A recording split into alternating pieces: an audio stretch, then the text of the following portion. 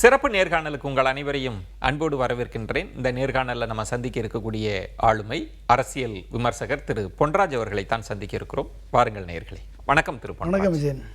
பீகார் தேர்தல் தொடர்பாகவும் எஸ்ஐஆர் தொடர்பாகவும் உங்கள்கிட்ட பேசணும். பீகார் தேர்தல் முடிஞ்சு எக்ஸிட் போல் முடிவுகள்லாம் வந்தது. கிட்டத்தட்ட பாஜக கூட்டணி என்டிஏ மீண்டும் ஆட்சி அமைப்பது போன்று தான் புள்ளி விவரங்கள் சொல்கிறது, கணிப்புகள் சொல்லுது. எக்ஸிட் போலை எப்படி பார்க்குறீங்க?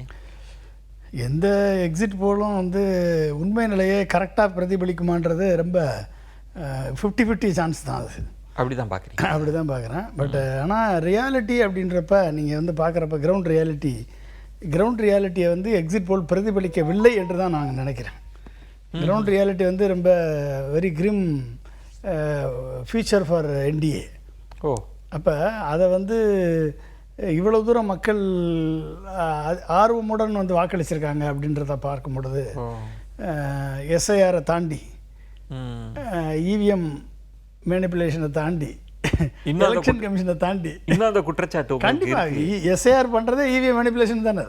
அதுக்கு தானே பண்ணுறாங்க. 5 மணிக்கு மேலே 60% வாக்கு 5 o'clock. ஓகே. 6 o'clock 64%.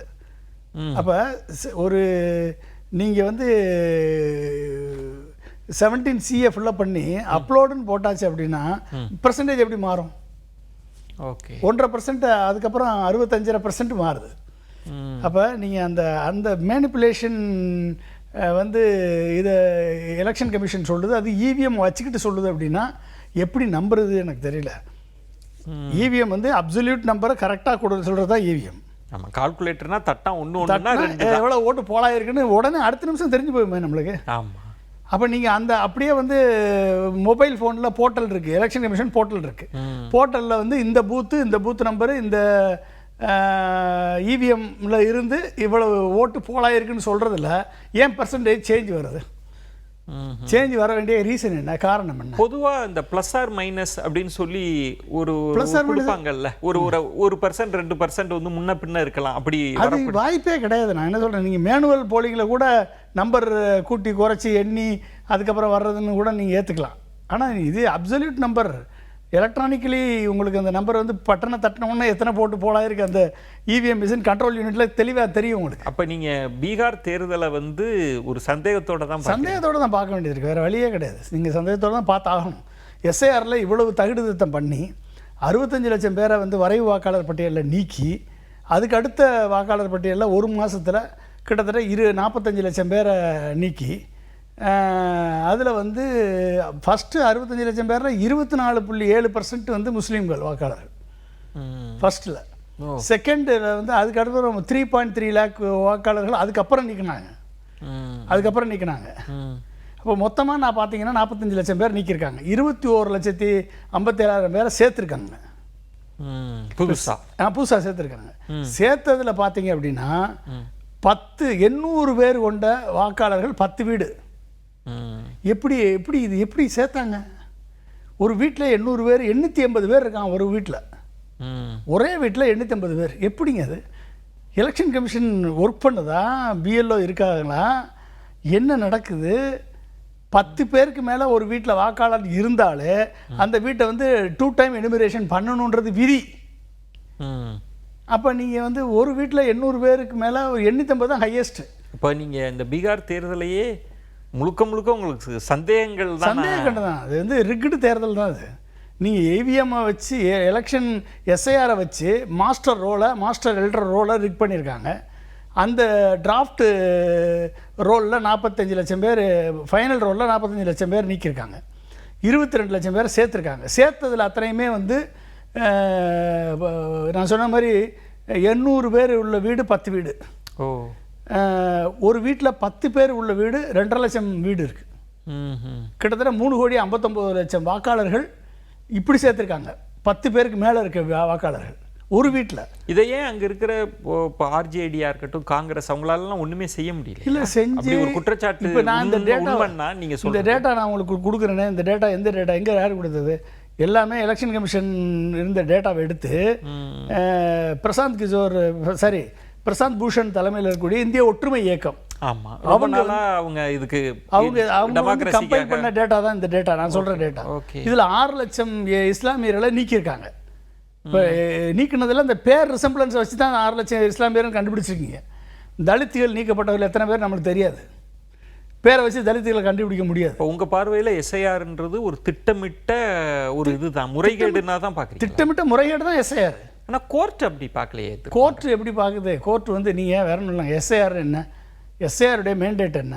எஸ்ஐஆர் வந்து வருஷம் எல்லா எலெக்ஷனுக்கும் நீங்கள் வந்து எலக்ட்ரல் ரோலை அப்டேட் பண்ணுறீங்க. 2024 எலெக்ஷன் நடந்திருக்கு, எலக்ட்ரல் ரோலை அப்டேட் பண்ணியிருக்கீங்க. 2025 பீகார் சட்டசபை தேர்தல் வருது, எலக்ட்ரல் ரோலை அப்டேட் பண்ணுறீங்க. அங்கே என்ன எஸ்ஐஆர்? இப்போ எஸ்ஐஆர்ன்றது லாங் டேர்ம் ப்ராசஸ்.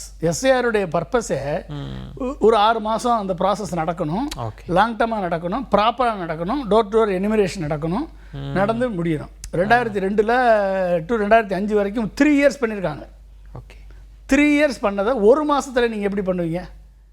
ஒரு மாதத்தில் பண்ணுறீங்க. அது வந்து உங்களுடைய ப்ராசஸே தப்பாக இருக்குது. 11 டாக்குமெண்ட் நீங்கள் கொடுத்து அந்த 11 டாக்குமெண்ட்டில் ஆதார் கிடையாது, ரேஷன் கிடையாது, பாஸ்போர்ட் கிடையாது, இது எல்லாமே கிடையாது. அப்புறம் இவங்கெல்லாம் சண்டை போட்டு காங்கிரஸ் லீடர் வந்து ஃபைட் பண்ணி எல்லாம் பண்ண பிறகு ஆதாரம் சேர்த்துக்கலான்னு சொன்னான். அதில் என்ன சொல்லியிருக்கான் அப்படின்னா, 11 டாக்குமெண்ட்டை நீங்கள் கொடுக்கணும், கொடுத்துட்டு ஆதாரம் கொடுத்தா தான் அதை சேர்த்துக்குவோம். இந்த ஆதாரில் ஒரு புள்ளி வச்சாச்சு, கண்டிஷன் அப்ளை மாதிரி வச்சுருக்கிறாங்க. ஒரு ஆதாரம் மட்டும் கொடுத்தா நாங்கள் சேர்த்துக்க மாட்டோம். இது என்ன ப்ராசஸ் இது? ஆனால் திரு பொன்ராஜ், வழக்கமாக ஒரு தேர்தல் முடிவுகள்னா நிறைய பத்திரிகை கட்டுரைகள் வருது. இப்போ நிதிஷ்குமார் வந்து பழைய லல்லு ஆட்சி மாதிரிலாம் காட்டாட்சி கிடையாதுன்றது, 75 லட்சம் குடும்பங்களுக்கு வந்து 10,000 ரூபாய் கொடுத்தது, நிதிஷ்குமாரினுடைய அந்த பிம்பம், இப்படி தானே பகுப்பாய்வு. நீங்கள் ஒட்டு மொத்தமாக ஒரு சதி கோட்பாடில் இந்த தேர்தல் முடிவை அடித்து நொறுக்கிறீங்களே.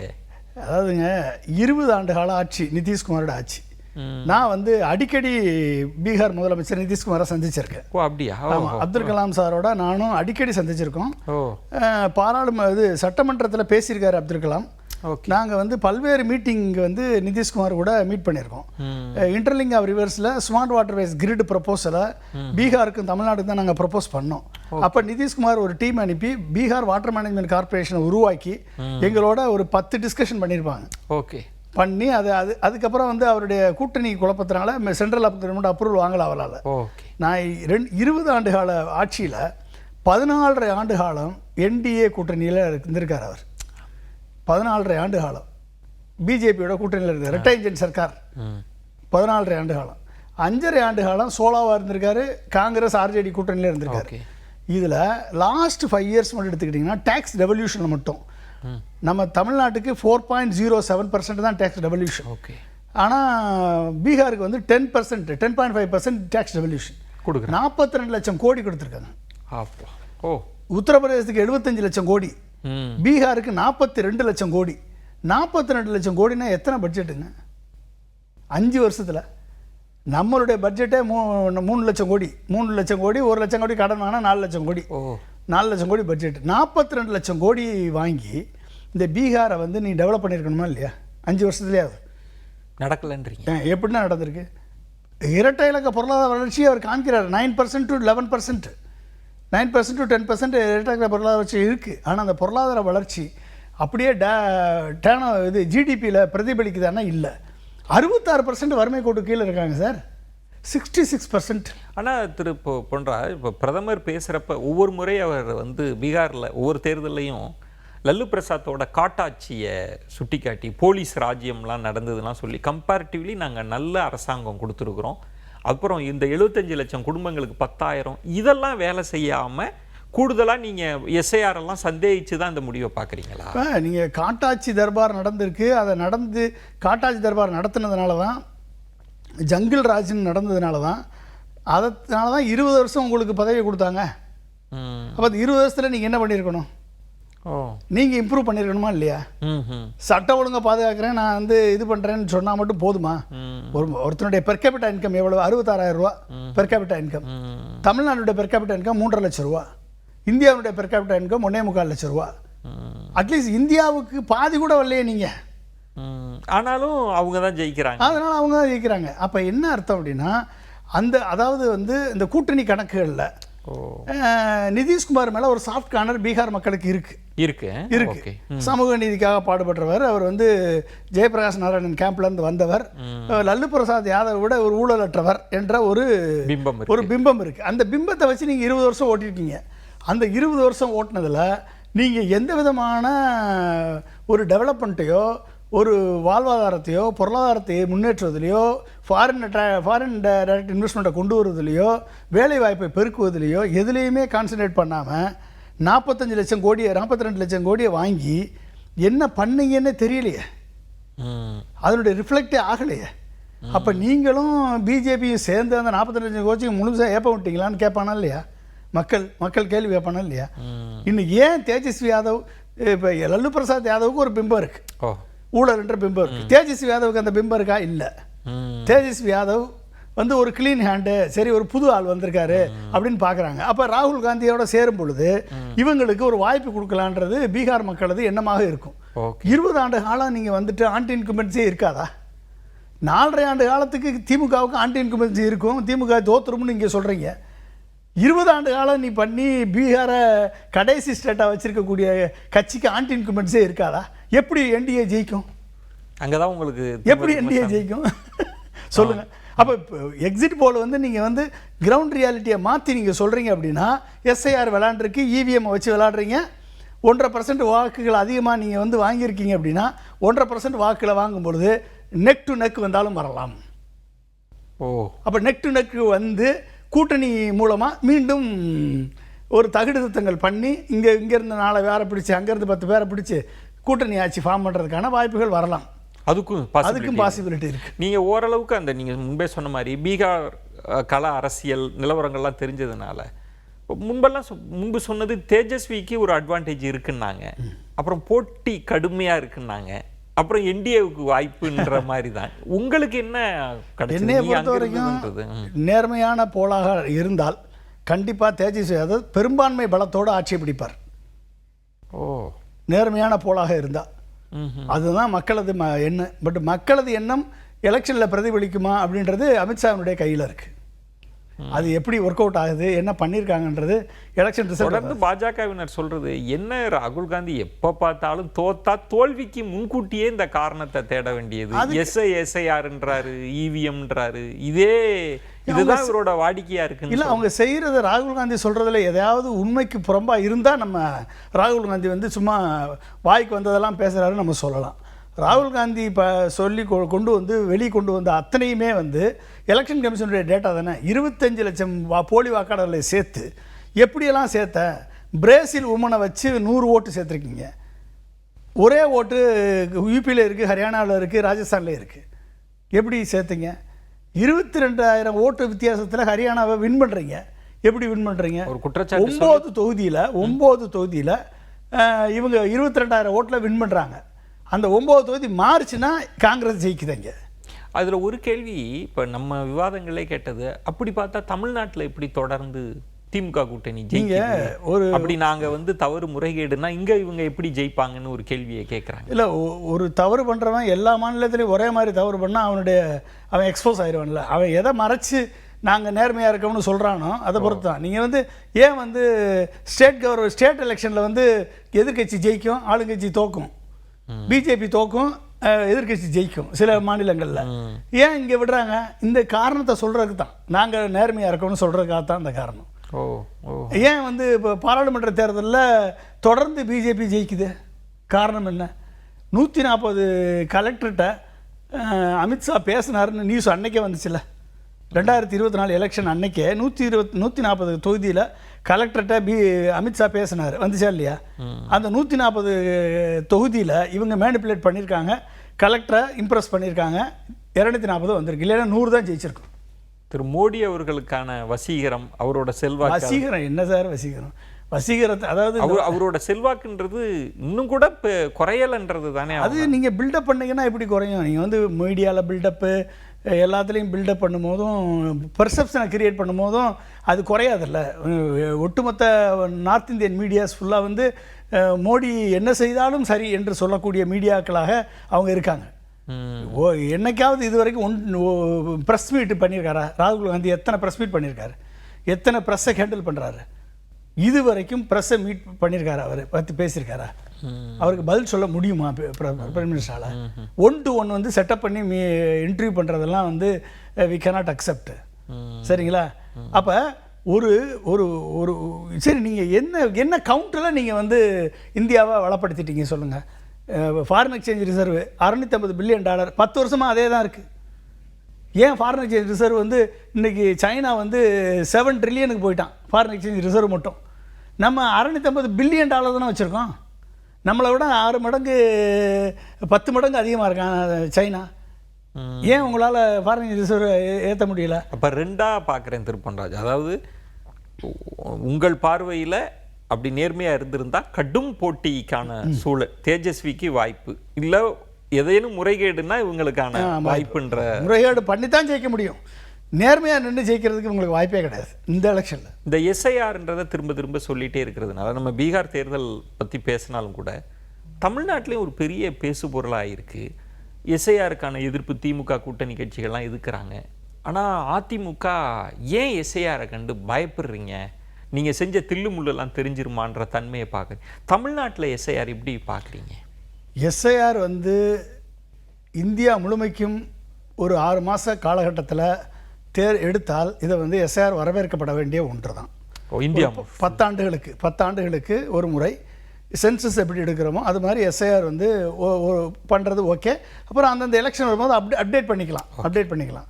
ஆனால் எதிர்க்கட்சி ஆளக்கூடிய மாநிலங்களில் மட்டும்தான் எஸ்ஐஆர் என்ற எண்ணம் வந்து என்ற திட்டம் வந்து அதுவும் வந்து எப்படின்னா இதை எஸ்ஐஆர் நீங்கள் பண்ணணும் அப்படின்னா கெசட்டில் பப்ளிஷ் பண்ணணும். As per the RBA representative people act படி கெசட்டில் இதை பப்ளிஷ் பண்ணி தான் நீங்கள் அனௌன்ஸே பண்ணணும். அது வந்து இது லாங் டேர்ம் ப்ராசஸ் தான் எஸ்ஐஆர், ஷார்ட் டேர்ம் ப்ராசஸ் கிடையாது. 1 மந்தில் எடுக்க வேண்டிய ப்ராசஸ் எஸ்ஐஆர் கிடையாது. அதுவும் எலெக்ஷனை பக்கத்தில் வச்சுக்கிட்டு எஸ்ஐஆரை கொண்டு வந்து இதன் மூலமாக நீங்கள் வந்து இது ஃபார்மே வந்து ஒரு கல்பிரிட் ஃபார்மாக இருக்குது. நான் ஒரு சின்ன கேள்வி கேட்குறேன். எங்கள் அப்பாவுடைய டேட்டா உங்கள்கிட்ட இருக்குது, எங்கள் தாத்தாவுடைய டேட்டா உங்கள்கிட்ட இருக்குது. 1952க்கு அப்புறம் யாரெல்லாம் ஓட்டு போட்டாங்களோ அத்தனை ஓட்டர் லிஸ்ட்டும் டேட்டாவும் உங்கள்கிட்ட இருக்குது. யார் எலெக்ஷன் கமிஷன்கிட்ட இருக்குது. என்னுடைய ஓட்டர் ஐடி நீ இஷ்யூ பண்ணியிருக்கீங்களே லாஸ்ட் டைம். அப்போ எங்கள் அப்பா அம்மாவை செக் பண்ணி தானே இஷ்யூ பண்ணியிருக்கீங்க. எங்கள் அப்பா அம்மாவுக்கு இஷ்யூ பண்ணும்போது அவங்க தாத்தா பாட்டிக்கு செக் பண்ணி தானே இஷ்யூ பண்ணியிருப்பீங்கல்ல. இத்தனை டேட்டாவை நீங்கள் வச்சுக்கிட்டு 2000 கோடி செலவழித்து சாஃப்ட்வேரை டெவலப் பண்ணி வச்சுக்கிட்டு எலக்ட்ரல் ரோல் சாஃப்ட்வேரை டெவலப் பண்ணி வச்சுக்கிட்டு என் ஓட்டர் ஐடியை கொடுத்தா என் ஹிஸ்ட்ரி ஃபுல்லாக கொண்டாந்து கொடுக்கணுமா இல்லையா? கொடுக்க முடியுமா இல்லையா? ஒரு பட்டனை தட்டினா என் அப்பா அம்மா யாரு, என் தாத்தா யாரு, எப்போ ஓட்டு போட்டாங்க, என்ன எல்லாம் தெரியும். இந்த பேங்க்ல எல்லாம் நம்பர் போட்டா அவர் என்ன வச்சிருக்கிறாரு ஹிஸ்டரி எல்லாத்தையும் கொடுக்குற மாதிரி எல்லாம் கொடுக்கணுமா இல்லையா? இது தெரியாம இது வாங்குறதுக்கு அப்போ உங்ககிட்ட டேட்டா எல்லாம் உங்ககிட்ட இருக்கு. ஆனால் யார்கிட்ட கேட்குற டேட்டா? தூத்துக்குடியிலையும் கன்னியாகுமரியிலையும் திருநெல்வேலிலையும் மழை வெள்ளம் வந்து பாதி உடைமைகள் அரிச்சிட்டு போயிடுச்சு. பாதி பேர் கிராமத்துலேருந்து நகரத்துக்கு போகிறான். ஒரு தீபாவளின்னு வந்துச்சுன்னா சென்னையிலேருந்து 6 லட்சம் பேர் ஊருக்கு போயிடறான். பொங்கல்னா 6-8 லட்சம் பேர் ஊருக்கு போகிறான். இப்படி வந்து ஒவ்வொரு வீடும் இன்றைக்கி ஒரு வீடு, நாளைக்கு இன்னொரு வீடு. இப்படி இருக்கக்கூடிய மக்கள் அவங்க தாத்தா 2002 வந்து எஸ்ஐஆர் நடந்துச்சுன்னே அவனுக்கு தெரியுமா? முதல்ல 2002 2005 எஸ்ஐஆர் நடந்துச்சுன்னு தெரியுமா? இப்போ இன்னைக்கு இளைஞனாக இருக்கக்கூடியவனுடைய வீட்டில் அன்னைக்கு என்ன நடந்துச்சுன்னு யாருக்கு தெரியும்? அன்னைக்கு எங்கள் அப்பா அம்மாவுக்கு ஓட்டு இருந்துச்சான்னு யாருக்கு தெரியும்? எங்கள் அப்பா 10 வருஷத்துக்கு முன்னால் இறந்துருப்பார். 10 வருஷத்துக்கு முன்னால் இறக்கும் போது நம்ம ஊரில் என்னது, எல்லா உடமையும் தூக்கி போட்டு எரிச்சிருவான். அவ்வளோதான், முடிஞ்சு போச்சு. இவன்ட்டு எங்கே போய் டேட்டா கொடுப்பான்? நீ டேட்டா கொடுக்கல அப்படின்னா இவன் ஃபார்மை இன்வேலிடேட் பண்ணுவேன்னு நீ சொன்னீன்னா அப்போ உன் டோட்டல் எஸ்ஐஆரே ஃப்ராடுன்னு தானே அர்த்தம். ப்ராசஸ் தப்பு தானே அர்த்தம். உன் ஓட்டர் ஐடி என்ன, உன் புது அட்ரஸ் என்ன, உன் புது ஃபோட்டோ என்ன வாங்கு, அது ஓகே, நான் கொடுக்குறது ரெடியாக இருக்கேன். உங்கள் உறவினர், உங்களுடைய அப்பா இல்லை அவங்க யார், அவங்களுடைய டேட்டாவை கொடு அப்படின்னு கேட்டால் எல்லார்ட்டையும் இருக்குமா?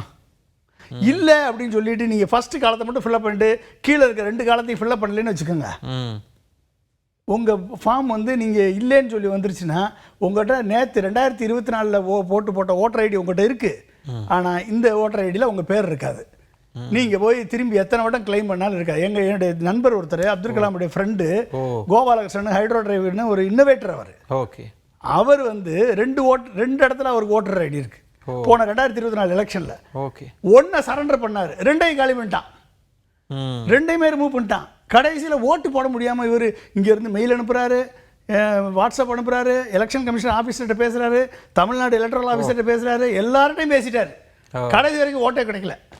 எப்படிங்க ஒரு ஒரு ஒரு ஒரு சயின்டிஸ்ட்டுக்கு தமிழ்நாட்டில் இந்த நிலைமை இருக்கும் பொழுது எப்படி வந்து ஒரு சாதாரண மனிதன் இவங்க ஃபைனல் ரோல் பப்ளிஷ் பண்ண பிறகு ஓட்டு இருக்குன்னு நினைக்கிறேன். ஓட்டர் ஐடி இருக்குது, 2024 நான் ஓட்டு போட்டிருக்கேன், இப்போ உனக்கு ஓட்டர் ஐடி இல்லைன்னு சொல்லிட்டேன், என்ன பண்ணுவீங்க நீங்கள்? ஒரு பெரிய எப்படி 45 லட்சம் பேரை நீக்கினா இங்கே ஒரு 25 லட்சம் பேரை நீக்கினா போதுமே, திமுகவை தோக்கடிச்சிடலாமே, முடிஞ்சு போச்சு. ரொம்ப மார்ஜின் தானே 21 எல்லாம் ரொம்ப குறைவான ஒரு 3 லட்சம் உள்ள தானே முடிவுகளை வந்துச்சு. அப்போ நீங்கள் வந்து கிறிஸ்தவ முஸ்லீம் வாக்காளர்கள் தலித் வாக்காளர்கள் நீக்கிட்டீங்க. பூத் வைஸாக லிஸ்ட் வச்சிருக்காரு அமித்ஷா. எந்த பூத்தில் பிஜேபியும் அதிமுகவும் சேர்ந்தா 5% வாக்கில் வித்தியாசத்தில் தோற்றுருக்காங்க, இந்த 5% ஜெயிச்சிருக்காங்கன்னு லிஸ்ட் வச்சிருக்காரு. தோத்த இடத்துல 5% வாக்கை கூட்டுங்க, ஜெயிச்ச இடத்துல 5% வாக்கை கழிங்க, முடிஞ்சு போச்சு. அப்போ வந்து ஈக்குவல் ஆயிடுச்சு. மாஸ்டர் ரோல் கரெக்டாக இருக்கா? இந்த மாஸ்டர் ரோல் அப்படியே இவிஎம்மில் ரெஃப்ளெக்ட் பண்ணால் ஜெயிச்சாச்சு, முடிஞ்சு போச்சு. உங்களோட பார்வைகள் சந்தேகங்களை வச்சிருக்கிறீங்க. மிக்க நன்றி திரு. தேங்க்யூ, நன்றி. மற்றொரு சிறப்பு நேர்காணல் உங்களை சந்திக்கிறேன். அதுவரை உங்களிடமிருந்து விடைபெறுகிறேன். நன்றி, வணக்கம்.